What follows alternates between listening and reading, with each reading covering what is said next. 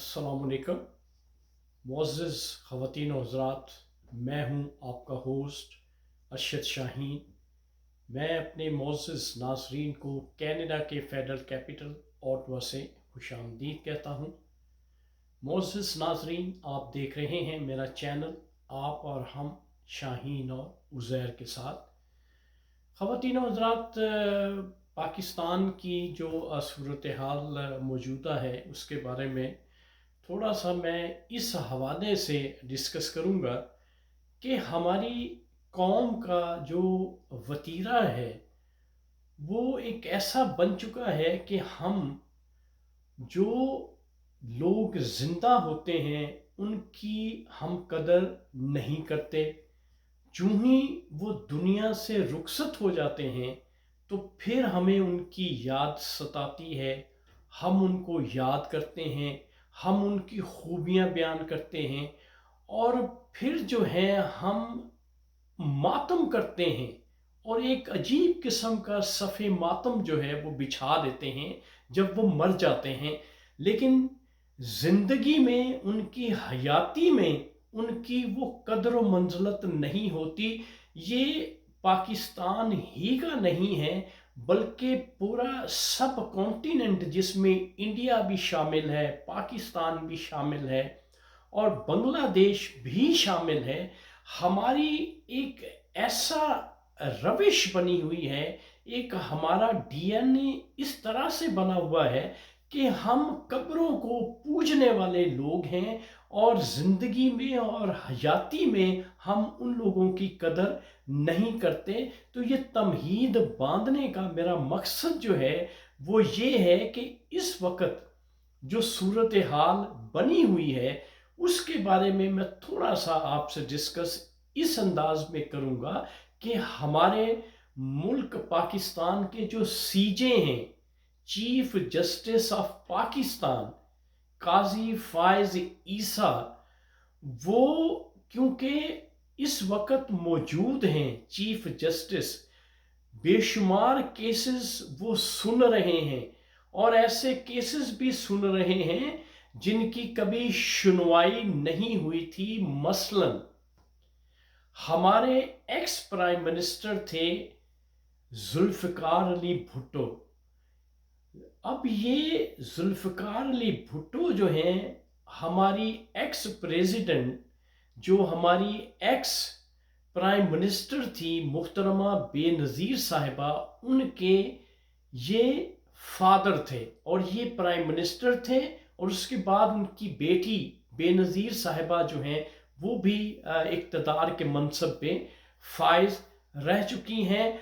अब हमारे जो चीफ जस्टिस हैं उन्होंने गड़े मुर्दे उखाड़ना शुरू कर दिए हैं। वो किस तरह से, अब ये लग रहा है कि उनकी जो वाबस्तगी है वो पॉलिटिकली ज़्यादा नज़र आ रही है। वो कैसे कि जुल्फ़िकार अली भुट्टो को किसी ज़माने में उन्हें फांसी दे दी गई थी और कहा यह जाता था कि उनका जो मर्डर है वो जुडिशल मर्डर है, कि अदालती कत्ल है।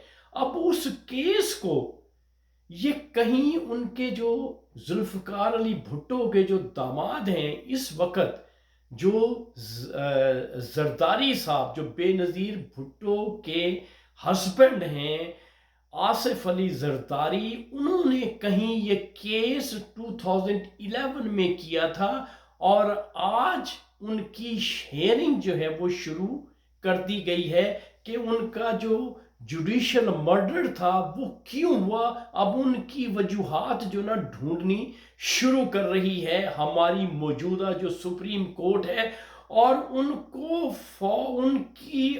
उनका जो जुडिशल मर्डर था वो हुए कई साल, कई डिकेड बीत गए हैं और अब याद आया है हमारी सुप्रीम कोर्ट को कि उनको इंसाफ नहीं मिला था, लिहाजा अब उनको इंसाफ देना है जब वो मर चुके हैं और उनका जस्ते खाकी भी कहीं भी नहीं मिलेगा इतने सालों के बाद। और अब जो है वो ذوالفقار علی بھٹو کو انصاف دینے کے لیے ہماری جو جوڈیشری ہے ان کو جان کے لالے پڑے ہوئے ہیں. اس سے ظاہر ہوتا ہے کہ یہ موجودہ جو ہمارے سپریم کورٹ کے چیف جسٹس ہیں یہ مکمل طور پر سیاسی ہو چکے ہیں. اب ایک شخص نظر آ رہا ہے کہ عمران خان جو ہے وہ نردوش ہے.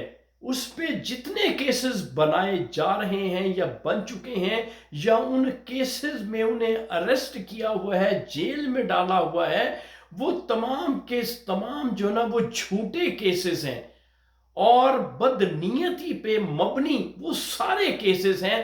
لیکن وہ اس وقت زندہ ہے، اس کی کوئی سنوائی نہیں ہے. اس کے بارے میں ہمارے جو چیف جسٹس ہیں کوئی سو موٹو لینے کے لیے تیار نہیں ہے اور ان کے لیے انصاف کے دروازے جو ہیں وہ بالکل بند کیے ہوئے ہیں کیونکہ اس وقت وہ زندہ ہے. جو ہی وہ دنیا سے اللہ نہ کرے دنیا سے رخصت ہو جائے گا پھر جو ہے ہماری یہ سپریم کورٹ جاگے گی اور پھر کہے گی کئی سالوں کے بعد کہ جی ان کے ساتھ ناانصافی ہوئی تھی، عمران خان کے ساتھ وہ جوڈیشلی مرڈر کر دیا گیا تھا، لہٰذا اب جو ہے وہ گڑے مردے پھر اکھاڑو اور پھر اس کیس کو کئی سالوں کے بعد دوبارہ اٹھا لیا جائے گا. جس طرح سے اس وقت ذوالفقار علی بھٹو کو جب پھانسی کی سزا سنائی گئی تو اس وقت کے جو سپریم کورٹ کے چیف جسٹس تھے یا پوری کی پوری ہماری حکومت جو تھی اس وقت جنرل ضیاء الحق کے انڈر تھی اور وہ چاہتے تھے کہ بھٹو کو کیفر کردار تک پہنچایا جائے اور اسے اس ہستی سے ہٹا دیا جائے اور وہی کچھ انہوں نے کیا.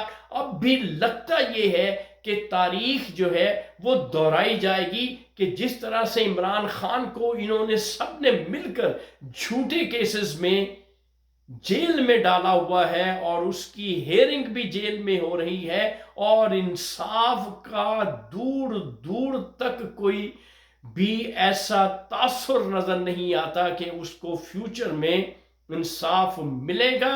اور پھر بعد میں ہم گڑے مردے اکھاڑنا شروع کر دیتے ہیں. جب انسان اس دنیا سے چلا جاتا ہے تو پھر سر پیٹتے ہیں، پھر صفِ ماتم بھی بجھ جاتا ہے. جب تک وہ زندہ رہتا ہے اس کی حیاتی ہوتی ہے تو اس کو جیل میں ڈال کر یہ نہیں سوچتے کہ وہ ایکس پرائم منسٹر ہے، اس نے یہ جرم نہیں کیا. اس کے باوجود کیوں کہ وہ پسند نہیں ہوتا اسٹیبلشمنٹ کو اور اسٹیبلشمنٹ جو ہے وہ اپنی پرانی جو روش ہے اس کو برقرار رکھنا چاہتی ہے. اور یہ تمام کے تمام جو ججز ہیں یہ تمام ان کے انڈر آ کے یہ سزا دینے کی کوشش کرتے ہیں جو بھی ہمارا ایکس پرائم منسٹر ہوتا ہے.